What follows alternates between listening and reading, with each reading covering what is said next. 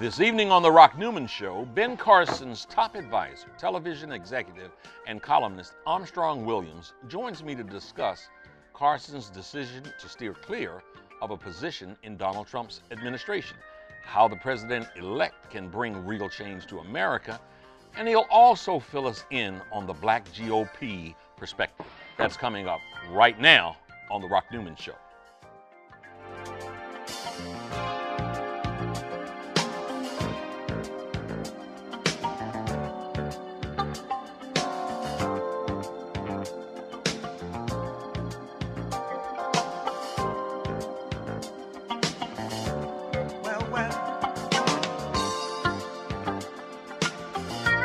Welcome to the Rock Newman Show from the campus of historic Howard University, located in the nation's capital. I'm Rock Newman, and it is my desire to inspire you with personal stories of extraordinary achievement. Armstrong Williams is a political pundit, TV executive, and columnist who serves as top advisor to Ben Carson and has maintained a solid career in TV and politics. He joins me now to weigh in on Ben Carson's decision to forego a spot in Trump's administration, the Republican agenda with Trump as commander-in-chief, and the poll-purging controversies that plague the 2016 election. Armstrong, thank you so much for taking time out of your busy schedule for joining us here today. My pleasure. You know, when I called you and called your office to ask if you might be able to join us today, I really did so praying that you would do it, that you would be available. And I did that because, for many reasons, some of which are there right now after the election of Donald Trump just last week. There is a divide in the country that is so crystal clear.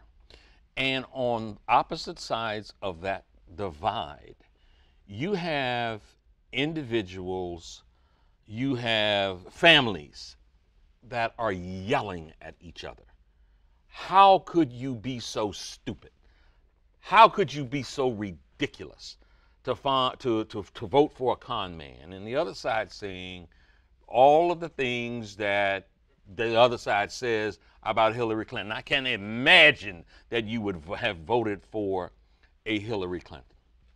And so part of what I want to try to explore with you, and why I was hoping you would be the person that would be able to join us today, because I think you have a unique perspective and an ability to be able to articulate why there is such a divide, one, and then another element that I wanted to investigate with you, to explore with you, was the mindset of African Americans, black folks, who are conservative Republicans. I wanted to really try to understand why a minority of African Americans, and a real minority, the split probably is somewhere 90-10, but that the 10% of African Americans that are conservative and Republican, who are so often vilified by the 90%, what is it that, and I'll start with this, what is it that prompts, that inspires that 10% to seriously go against the grain of the race of people that they belong to? And what is that mindset that would have that 10% to support Trump, who has been called racist, bigoted, along with many other names? So if we could start there to try to get, I want to understand, and I want our viewing audience to understand how you respond to that. Well, belonging to one's race is a fallacy. Okay. It only exists in the mind and is reinforced by media, your circle of influence, and if that's the conversation you choose to dwell on. Most people have reached sort of an enlightenment that what unites people together are their values and their virtues. If I'm a man of wealth, obviously I'm going to care about taxes. I'm going to care about overregulation. I'm going to care about whether or not my investments are going to be taxed in sort of a burdensome way. If I am a teacher in the classroom, discipline, creating an environment where children learn, getting the best education possible, making sure there are not barriers to that education, making sure that as a parent that my children has the best chance of surviving and becoming contributing citizens to this country. I think what happens is that there are people who believe, if you look at what happened, particularly with what has happened in Baltimore and Ferguson and these other places, that if it happens to someone black, it can happen to you. I'm going to shock people. See, I don't believe that. I don't think we're groups. I think we're individuals. I think just because something happens to you, I think race plays a role. Yes, no question about it. There's a lot of ignorance. There's a lot of stereotyping. But I think there's far less than that, than people actually stopping you and things happening to you because of your choices and because of your behavior. Mm-hmm. And so I think as more and more people begin to believe that race is not a handicap for them, that you don't have to be 3 times as good to make it in America. All you have to do is be good. All you have to do is make good choices. And sometimes making good choices, you may not realize the American dream in terms of wealth and producing the best children, or having the best job, or having the best career. Sometimes even people doing the best that they can, being good people doesn't always guarantee them the things, the outcome that they want. So at the end of the day, the only thing that you have that you control are your ideas and your thought process. If you want to rent that space to people who want to feed you with racism and bigotry, to believe that Donald Trump is a bigotry and that people that voted for him had to be ignorant and could not see what you saw, then you will live in that cocoon. But I think that what happened in this presidential election is one of the best things that has happened to the country. No, because Donald Trump did not win. It's the American people who are outraged with the establishment media, outraged with the posters and the pundits, and whose voices have been silent, where they speak out about the issues of immigration, whether it's refugees, whether it's the fact that premiums are soaring with affordable care. These are real issues. And then some people would like to say, well, people are against Obama because he's a black man in the White House. No, there are 700 precincts that voted for Obama in 2004 and 2008 that happened to vote for President-elect Trump in this election. No, people are more concerned about your policies, how it affect their pocketbooks, how it affect their way of life. No one wants to talk about the transgender issue in North Carolina. Really had an impact on a lot of people who happen to be black, who happen to be conservative, who happen to have a different value set. Now, you may talk about race, and some people think that the Republican Party is racist and is bigoted, and they'll make a decision that they won't vote for the Republican Party. But if the Republican Party is ever capable of removing that racial barrier, where people don't see the prism of race and bigotry, you will have a strong two-party system in this country, and many blacks will have a choice in deciding whom they will vote for in these presidential elections and these congressional and statewide elections. So, by definition of what you just explained, it almost sounds as if you said, I heard you say, I think I heard you say race can sometimes play a role. Yes, absolutely. Do you feel as if systemic, and I would even say pervasive, systemic racism no longer exists? Of course it does. Oh, as long as you have human beings, yes. You know, I was watching Professor Bill Gates' PBS series last night. Yes. And I thought it was quite profound in many ways, because people like to tend to think that only Republicans and members of the GOP can be racist and hold these bigoted ideas that hold black people back. But you know, there was a scene in his film last night where Martin Luther King Jr. at the time said, you know, I thought Mississippi was racist.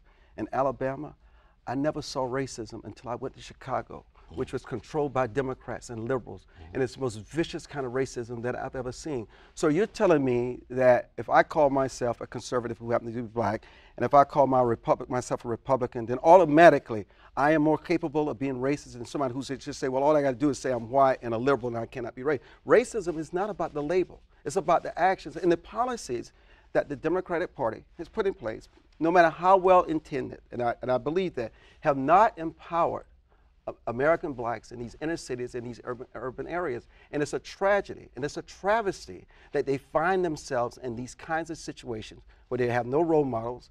You have these drug-infested neighborhoods. You have a lot of kids having babies out of wedlock. You don't have fathers in the household. And I don't want people to think, well, now he's stereotyping black people. No, I'm stereotyping the overall what's going on in these inner cities. These people are angry, they're upset, they want opportunity. It is inexcusable that in Chicago, it's like Spike Lee said, it's like Chirac. Had a white Republican been in the White House, and had he been from Chicago, and this was happening on his dime, there would be marches, there would be protests, there would be outrage. But President Obama, whom I have tremendous respect for, gets a pass because he happens to be liked by the civil rights community, so therefore they cannot show their outrage. But those people in Chicago are just as valuable as anybody else. But yet you're telling me it's his hometown, it's his backyard, and you cannot change that situation in your backyard? I don't accept that. And as president, you say you don't accept that he couldn't change it. How would he have changed it? What would you have suggested that he do to change that situation? Code Blue. You have law enforcement who runs amok. As long as blacks stay in their communities and kill themselves violently, they don't worry about it. But once they cross over into the suburbs where you disrupt the tax bases and the elite, police has a whole different attitude in terms of their arrest, in terms of making sure that you don't have the same kind of situation in those neighborhoods. The mayor has the power to change those situations. You must hold law enforcement accountable. You must do that. You cannot have a Code Blue if a law enforcement official goes out and commit a crime, like what we saw where the police officers on the tech. They cannot be above the law. It's very difficult for people in any community to respect law enforcement if you have one standard for law enforcement and another standard for the community. Justice must be blind. And law enforcement has a different standard in this country, and that needs to change. That's certainly an issue that we want to talk about because, we have come through a season, a couple of years or so, when high-profile murders of black men have dominated news cycles week after week, and the reaction to them. So policing is certainly something that I want to explore. The issue is that in every community, law enforcement represents a little of who we all are. You can come to the studio. I mean, you never know what people are. You can see them, they look fine, but you never know what goes on in their lives. You're going to always have people who are out of control, who are lawless. Law enforcement has an obligation to get that under control. When you go through law enforcement, I've talked to many law enforcement officers, and they tell me when they're in their training, the image of they have of what a criminal is someone who's black, someone who's a young youth. There's a problem with that. That has to change. That has to change on every level. People committing crime has nothing to do with the hue of their skin. It has to do with their behavior. It has to do with the choices that they make. I can understand if you say, well, somebody just had their home broken into and the person had dreadlocks and they were black. I can understand you use that as a description. I understand that. But the wholesale profile, this goes on in at academies and it continues. So in their minds it's etched that if you're looking for a criminal, you're probably looking for someone that is black. That is a problem. Mm-hmm. Okay. And so you're correct in saying that needs to be changed on every level. Every level. Okay. So then let's stay with this for a moment then, because certainly one of the feelings of most in the black community is that they are unfairly targeted by police forces all over the country. And it's an overwhelming majority of black Americans who feel that way. Is it your sense that they are missing something when they take that position? You know, it goes to leadership. I can say this unequivocally. If I were a mayor of a city, and if I were a governor, and I would say this about you, there's no way on my watch that kind of behavior could continue. The problem is leadership is in bed with law enforcement. They value them more than they value the citizens in their community. Mm-hmm. They're in bed with people don't necessarily who look upon that as a concern that has almost become epidemic. We've worked so hard over these several decades to empower black people to be mayors, to be governors. The problem is that most of these things happen in cities where there are Democratic mayors, where there are Democratic strongholds. And you ask yourself, and you have these city councils, and you ask yourself, how can that happen on your dime and you're a leader? The problem is law enforcement is running these communities, and they don't know how to manage law enforcement. And when you have a law enforcement out of control, this is why you have a system with the prosecutors that when law enforcement officers deserve to be put on trial, deserve to be punished, and some of them deserve the death penalty. If you saw the situation in my town, Charleston, South Carolina, the way that officer shot that brother in the back, that officer deserves to be executed because no longer is he an officer. He is a criminal. He is a murderer. He violated his oath of office, and we must use that as an example. When Dylan Roof was arrested after what happened with the Charleston 9, and my cousin was one of the victims of his crime, they take him out to McDonald's for breakfast and feed him. Can you imagine if he were black, if that would have happened? You don't think people watch that and see the double standard? There is something that is wrong with those pictures. That would not happen with some ordinary person. You just killed and a terrorist attack and assassinated 9 people, and law enforcement is going to take you out to breakfast and feed you? I don't think so. People see that and they lose trust in the system, and they lose trust and faith in law enforcement, and it must change. Okay, and that is certainly the case when you see that kind of imagery that is so blatant. Yes. And you juxtapose the behavior of black men being unarmed black men being just in the car, just unarmed black men, right? And then those who are armed, who happen not to be black, being arrested without being murdered. I mean, so when you juxtapose those things, that certainly contributes to the sense of a disparity and the distrust, a disparity in distrust and fairness. Okay, yes, and that can change. Yeah. Now, from a policy point of view, you have these. You talked earlier about untoward behavior, making the decisions that you make ultimately determine, what happens in your life, no matter what's going on. However, I'd like to hear you talk about those conditions that for so long in and about throughout the black community, where there is a lack of funding, where there is a lack of schooling, where there is a lack of resources, where there is a lack of jobs. Do you, again, from a political ideological mindset, do you suggest that those conditions don't contribute to the criminal behavior that you spoke of earlier? One of the things that I think that we don't focus on enough, Rock, is that most people don't commit crime. Most people who grow up in poverty, who grow up in those conditions, don't commit crime. In fact, some of the most successful stories that we have in America comes from those type of conditions. At some point, through faith, through your faith, and just through an angel of mercy that you meet along the way, those circumstances can change.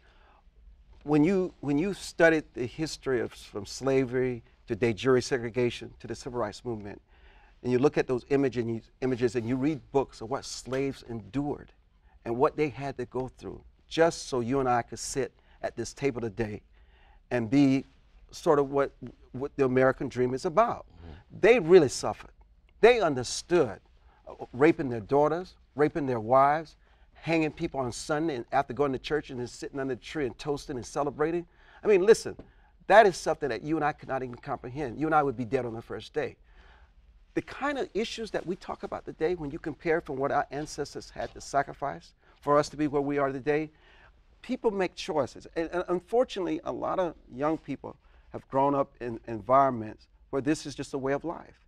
They've never been taught the values. They've never been taught the virtues. They've never been taught right and wrong. They've never had the example of what it means to have a father. They've never had the example of what it means to be a man, what it means to be a daughter. And this thing has just been perpetrated time and time again. And this is what they become. I was talking to someone recently who's a coach at a leading university. And they were asking me about the policies that these kids can play basketball, but they spend all their time smoking marijuana. And marijuana policy is that you cannot smoke it. If you're an athlete, it's just a no-no. You're suspended or eventually kicked off the team. But what he found out was talking to these kids is that they grew up watching their parents do it. It was a way of life for them. And when you hear about it being legalized in places like Colorado and other places, in their minds, because they have ignorance of the law, they begin to believe it's okay. So are you going to fault and punish them because they grew up? This is all they know. And to try to change that overnight is just sometimes virtually impossible. So sometimes we blame these young people, but what it reflects a larger society. Because listen, even in the worst of times, even before we had the civil rights, black families thrived in the 50s and the 40s. They had thriving businesses. 80% of fathers were in the household. It was rare that women had babies out of wedlock. They were more educated then and more literate then than they are today.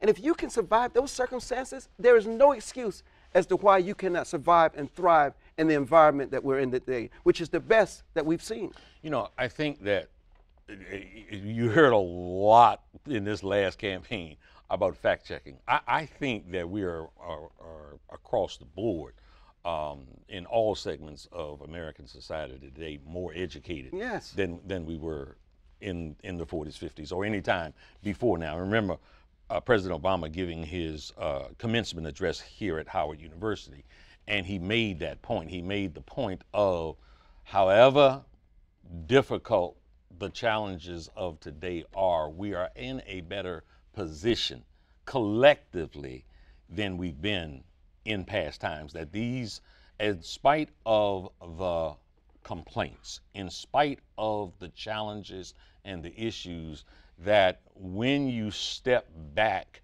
from the barrage of the 24-hour news cycle, a whole lot of folks are doing well, that this is a better time than past times.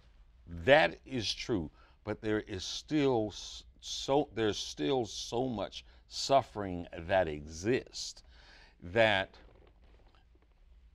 the ability to be able to have an administration to impact all segments of society.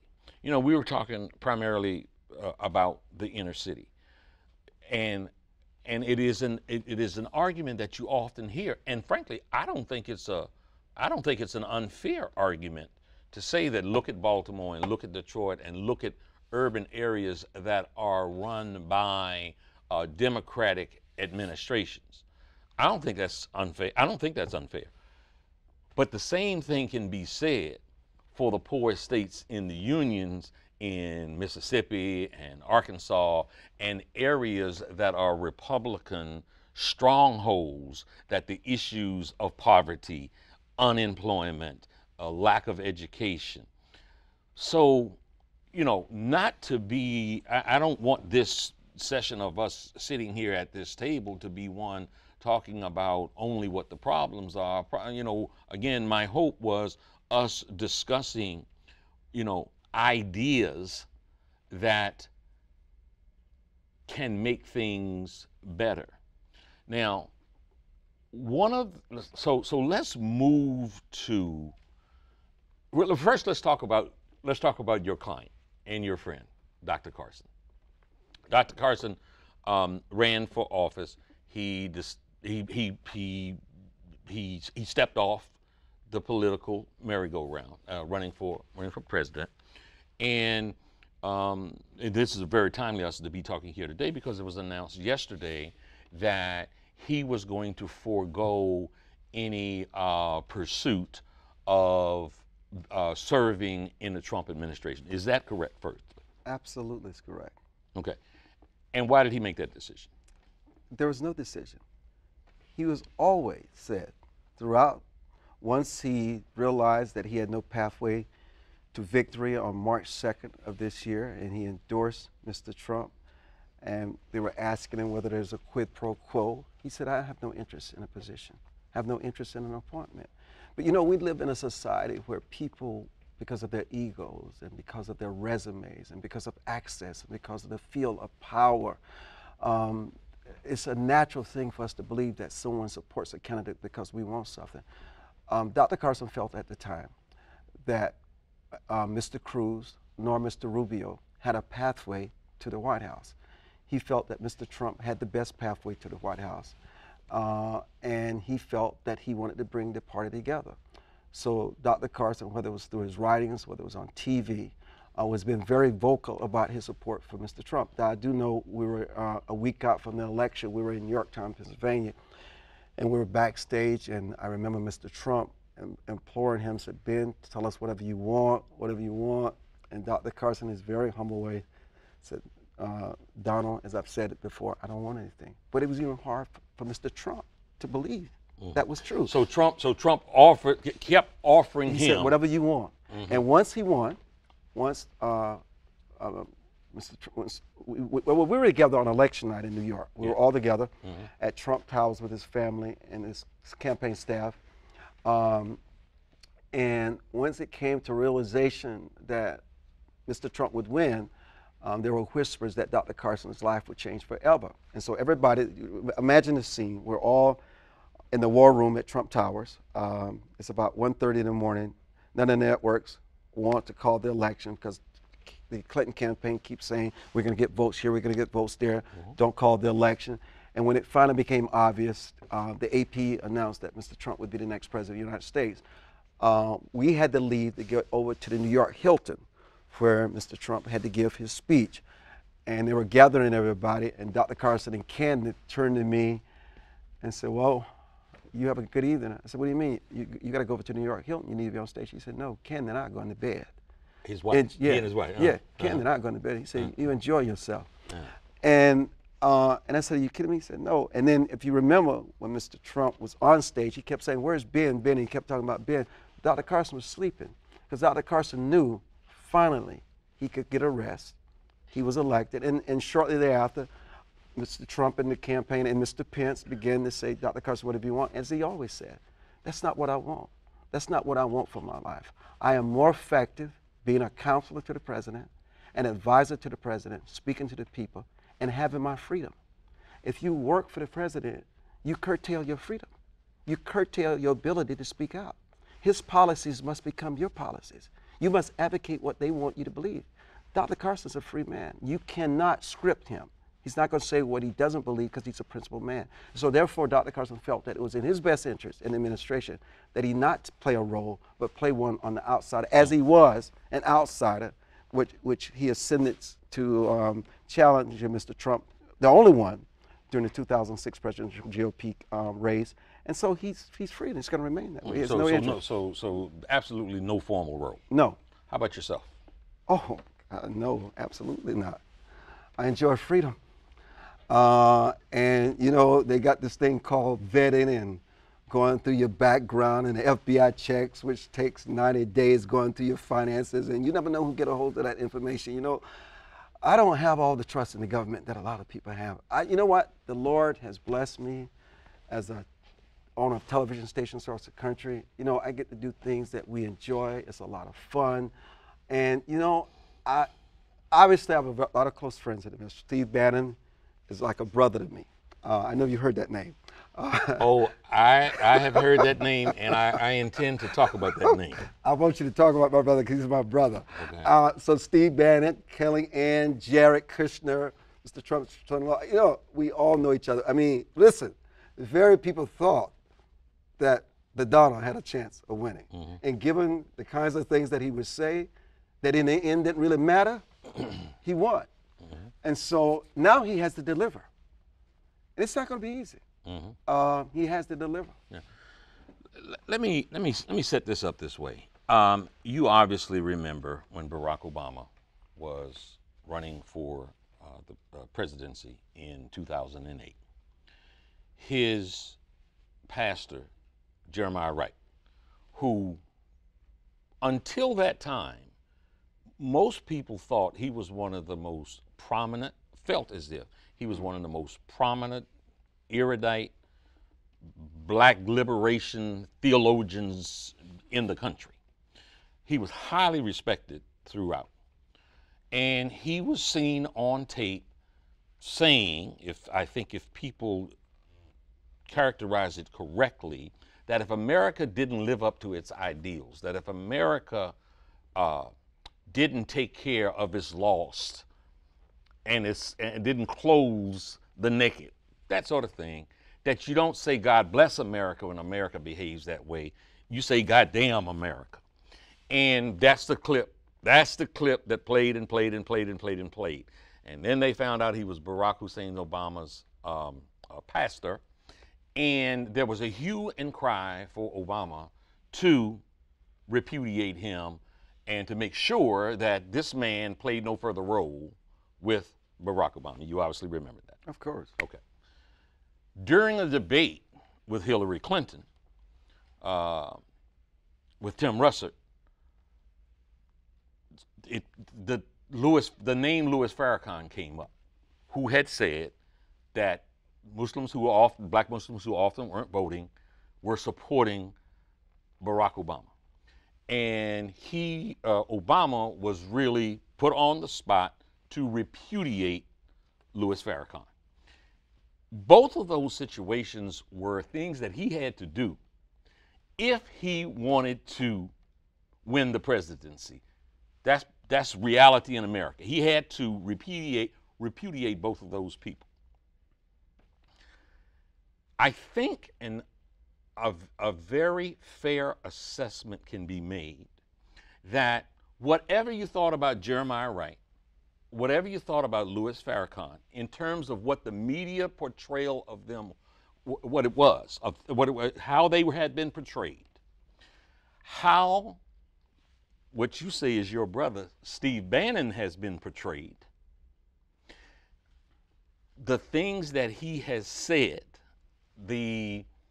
his helm at Breitbart has unquestionably invited in the most hateful groups, individuals, and organizations that exist in this country. The alt-right, as it is called, champions Breitbart as their platform to spew forth their hatred. Mr. Bannon, again, who you say is your brother, was in charge and ran that for several years and allowed that kind of behavior and activity to take place. You mentioned your cousin tragically being murdered by Dylan Roof in South Carolina, in Charleston, South Carolina. And shortly after that was done, there was a banner headline at the Breitbart News blog about raise that, and Dylan Roof wearing the Confederate flag. And Breitbart, where Mr. Bannon was at the helm, printed a headline, hoist the Confederate flag high, be proud. His wife swearing under oath that he didn't want his kids to go to school with other Jewish kids. So, Farrakhan and Jeremiah Wright, there was no way that Obama could allow them to come to the White House. He would get tarred and feathered and run out of town. But someone who seems to be, something I wrote, I said they were media defined. Farrakhan and Jeremiah Wright were media defined as bigots. Certainly Bannon has been equally or more so defined as by the media as a bigot, he gets access to the White House, in Trump's words, to change the federal, help change the direction of the federal government. There is a term, white supremacy. I wrote something on this, and in what was my estimation, the difference between how Farrakhan and Jeremiah Wright were handled and treated versus a man having access to the White House to change the federal government seemed to be the quintessence of white supremacy. So I'd like for you to help me with this as to the gentleman you call your brother and who is being maligned as a bigot, as an anti-Semite, as a racist, as a misogynist. Help me out here. Well, you know, it's very fair to ask. Listen, just like with President-elect Trump, you can't control who wants to claim you. If they feel there's a nugget that gives them a license for their racism and their bigotry. And also, for me, I've known Steve Bannon for such a long time. I've known the things that we fought together for Ferguson. I own the NBC WEYI in Flint, Michigan, and we've gone back and forth doing many town hall meetings over the water crisis. And I was telling Steve about how it's really impacted minorities in that city. And he said, Armstrong, we're always looking for ways to empower minorities and bring voice. He said, what do you suggest we do? I said, man, it would be great if Mr. Trump was a candidate at the time, if we would go to Flint, Michigan. And this was at the spur of the moment. And he said, well, I'll ask him, maybe I'll put something together. I said, no, if we do it, I have to put the trip together because I want to make sure it's right. The water plant and churches. And sure enough, within 24 hours, he called. He said, it's a go. And so, you know, when you have those relationships in those situations, in those inner cities, and also I've seen things that he's done privately, particularly over the last few days with Steve reaching out, saying, look, man, we cannot have a WASP-looking administration. We got to have diversity. Who said that? Steve Bannon. We got to have diversity. He said, we've got to get resumes. He said, you know, I know a few people. You know a lot of people. I need you to help us in this regard to make sure that we have diversity in our administration. And so, look, the bottom line here is that Trump has lowered the bar of what it takes to become president. Okay? That is an understatement. Okay. And when you can lower the bar of what it takes to become president, then you lower the bar for those around you.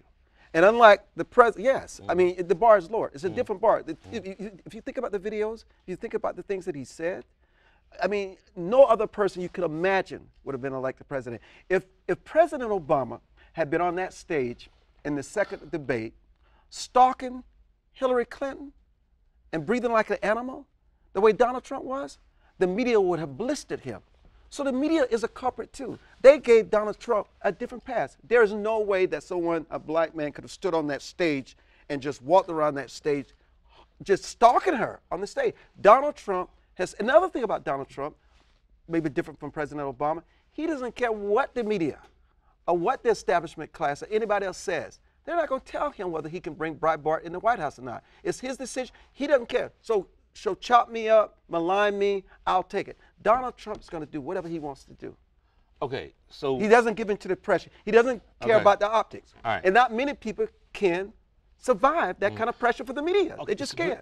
Isn't what you just explained an indictment on why people would vote for a Donald Trump then? No, it's who we are. It's what we've become as a society.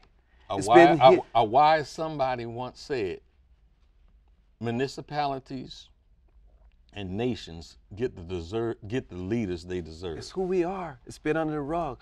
Donald Trump didn't bring all this strife and divisiveness. He's the voice that unearthed it to bring it out in the public. He represents. People didn't care about Donald Trump's language. They didn't care about that. That's what we've become as Americans in this country. He's become their voice. And I don't know how anybody could have doubted that Donald Trump would have ever become president, especially after he took out all the Republicans. I mean, Dr. Carson talked about morality. He talked about character. He had temperament. Christians didn't want that. They wanted a bully. They wanted almost a gangster-style president. And so the fact of when he called her nasty on the stage and his poll numbers, when they go down but it would come back up, I mean, it was the perfect storm. This has been brewing for a long time that someone like Donald Trump, Pat Buchanan couldn't make it work, Ross Perot did not make it work. This was the true season for the outsider. So am I hearing code language, Armstrong, for real serious racial hostility amongst white folks that needed a champion to say what they feel that they felt they haven't been able to say for a very long time? It's not about race, Rock. President-elect Trump got 13% of black men vote. That's pretty substantial. But it's not about that. It's about the immigration.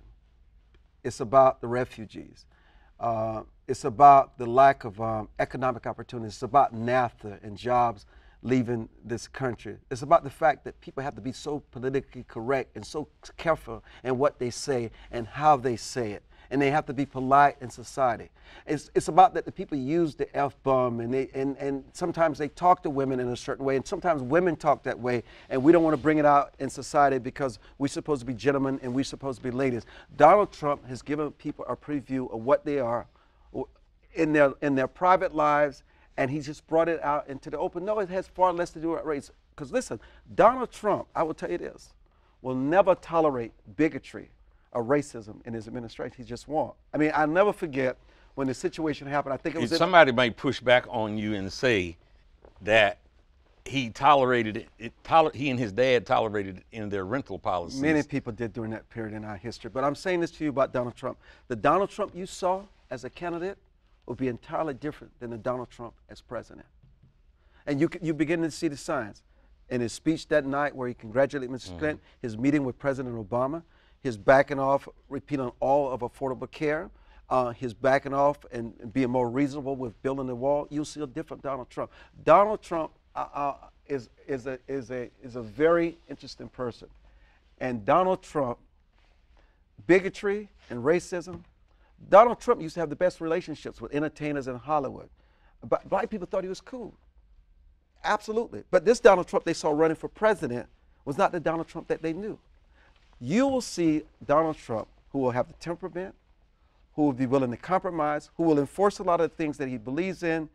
But I think that Donald Trump has the potential to really do something for these inner cities and urban centers that you haven't seen in a long time. Then let me stop there so I understand and we don't mess up with some semantics. So he was called quite often a con man. So am I hearing you correctly that the Donald Trump that ran for the presidency said what he said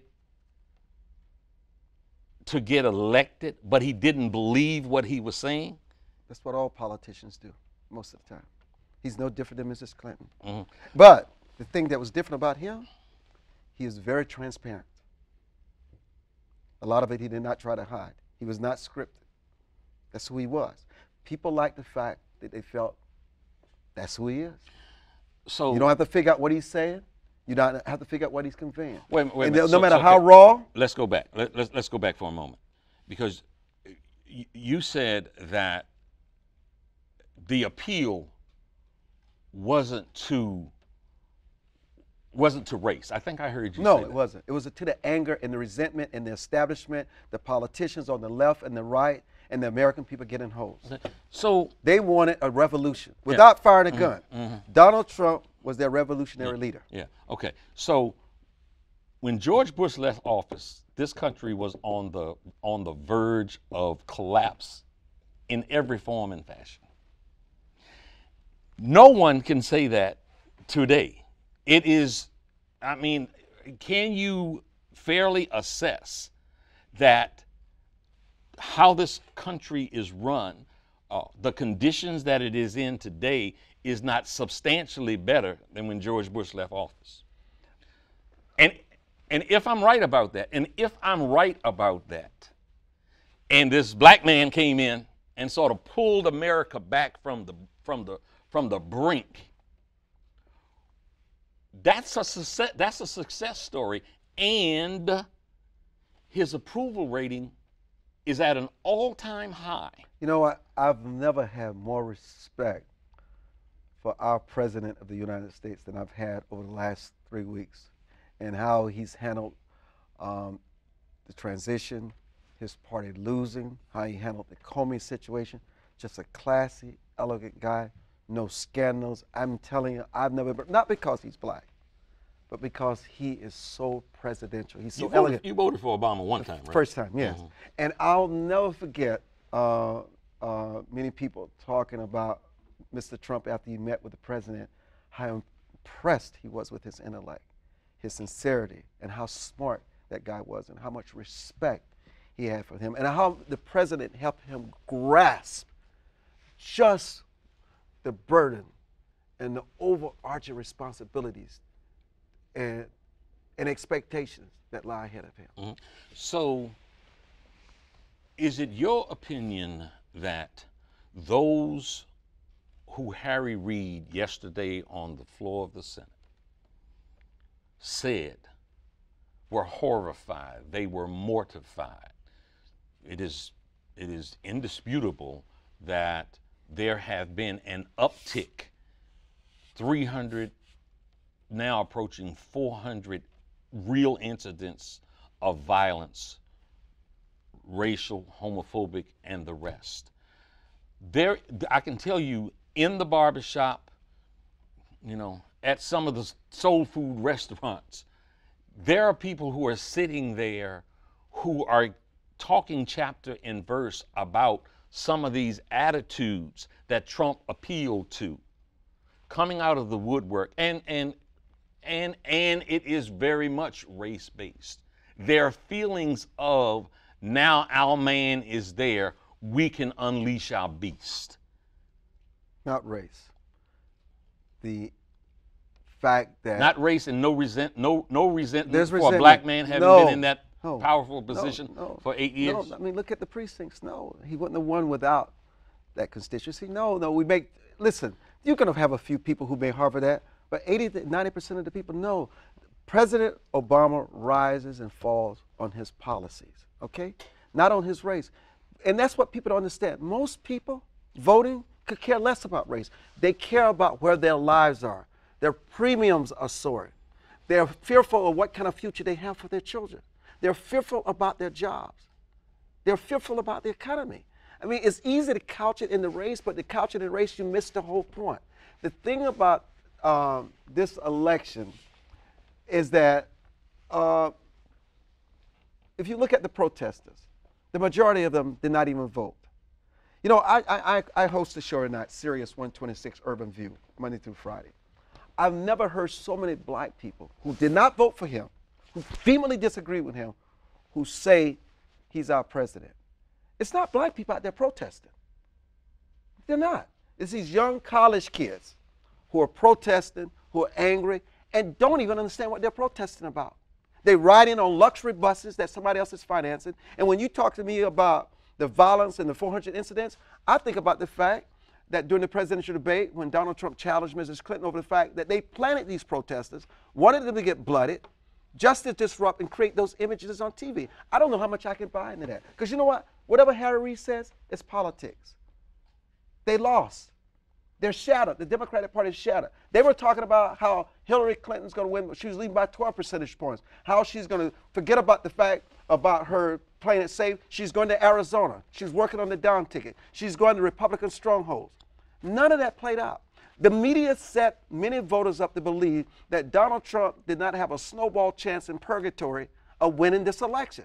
The media fell down on their responsibilities. And people were in a state of shock, and they're still getting over that shock because they had no idea that the media and the pundits and the posters could get it so wrong. So while you may blame a lot of things, blame the media, the establishment media that did not do their job. It cannot be disputed what a colossal failure across the board that the media participated in. I mean, this was a failure. You know, at one point, Trump was the darling of the media. Oh, did you read the Pied Piper? Where Mrs. Clinton and her campaign in the WikiLeaks, I don't know if many people know this, they worked with the media. And in their memo, they said, let's make sure that a Ben Carson, a Ted Cruz, a Donald Trump rise. Let's do favorable stories on them, make them look good, because if we get them in the general election, we have the best chance of winning. It was part of that strategy, Rock. They wanted Donald Trump as the nominee, Ben Carson or Ted Cruz. So that's, and they got him. So that's some of what you think that's some of what he talked about in the rigging? Because, look, clearly he enjoyed his front-runner status and how the media focused on him 24 his character, his morals. 24 hours a day. Yeah. Across the board. So part of the media's failure was in how they covered him. He was a ratings machine. Bonanza. That ratings machine and that ratings bonanza, let's talk about that failure, because part of it was normalizing a behavior that you say really lowered the bar for the presidency. And because it was lowered, they felt this guy hadn't, Rock, you're my brother. You didn't think there was a chance that Donald Trump could win, especially in places like Pennsylvania and Wisconsin and Michigan. Mrs. Clinton, after her primary, did not go back to Wisconsin. But here's the thing. Donald Trump has been saying all along, these polls are rigged. What they're saying is not true. I remember the week out in Yorktown, Pennsylvania, I was with Mr. Trump and Steve Bannon, and Steve Bannon said, Armstrong, let me show you something. This was before Comey even made, they had these polls before Comey. He said, Armstrong, this has nothing to do with Comey. We're going to win Michigan, we're going to win Wisconsin, we're going to win North Carolina, and I think we're going to win Pennsylvania. He said, no matter what these pollsters are telling you, I'm telling you we're winning. We're already planning the inauguration. We're planning what Mr. Trump is going to do. Don't believe them. And I looked at Trump and I said, wow. He said, Armstrong, that's what Steve is telling me. So they had the same polls that they conducted, that the media, they were also aware of, but they dismissed it. So with this avalanche of criticism about Steve Bannon, you know, when Obama ascended to the presidency, he felt an obligation, and he stepped up to the plate, and he gave a historic speech on race and race relations and the conditions in America. Is that something that a Donald Trump or a Steve Bannon would be prepared to do? It's being talked about, actually. Say that again? It's being talked about. Tell me some secrets. Oh, no. I'm just telling you it's being talked about. Donald Trump wants to heal these wounds. He wants to bring this country together. It really disheartens him to see what's going on in America. The America that he soon will become the president of on January 20th, 2017. Do you understand how some of those people who are so afraid cannot reconcile what you just said about him wanting to bring people together when he uses the kind of language like take them out here on the stretcher, knock the hell out of them? Of course. Listen, of course we understand. Even with my brother Steve Bannon, who ran Breitbart, I mean, you have reporters writing these stories. I remember the story about the headline about the Confederate flag when my cousin Pinckney, Clemente Pinckney, had been killed and 8 others. And I said, man, he said, Armstrong, we just got to get stories. You should write a story. We got to make sure that we show that this is unacceptable in America. So I wrote stories. Other stories were written, but those stories never get the headlines. This story about the Confederate flag. And listen, we all do you see what so many in the black community and the progressive community would see, that was the apex of insensitivity with your brother at the helm? But you know, not just the state of South Carolina on the State House, there are a lot of universities there's still that use the emblem. But I'm of talking the about, Confederate flag. I'm talking about the news agency that he ran. The bottom line, listen, there's a price. Would you say that that was insensitive? There's a price you have to pay when you associate with those kinds of images that remind America of its ugly racist past and what that Confederate flag symbolized. And I believe this, the Confederacy lost the war and they don't have the right to wave their relic anywhere, that flag. They were defeated. And so there's a price you pay. There's a price. Have you said that to your brother? Oh, they know it. Oh, absolutely. We have these debates all the time. Yes, of course. Look, listen, I have a pretty big business, okay? A lot of television stations. We hire a lot of people. 52% of my employees are black, okay? I see my brothers and sisters every day. I see some of the brightest, some of the best people with character, with high morals, with decency. I see it every day. That's the environment that I'm in. Thank you very much for coming. We didn't have enough time. Yes. Got to get you back again. Yes. That wraps us for this evening. For more information on this program or any other program produced by WHUT, go to WHUT.org. Goodbye, God bless, and we'll see you the next time.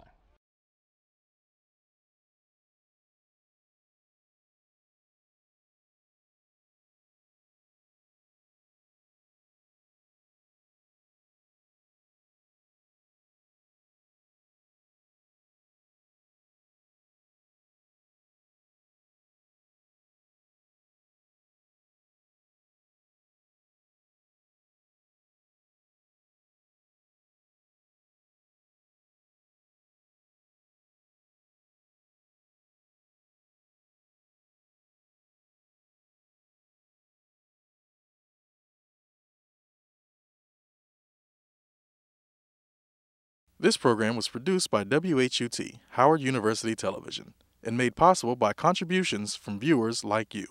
Thank you.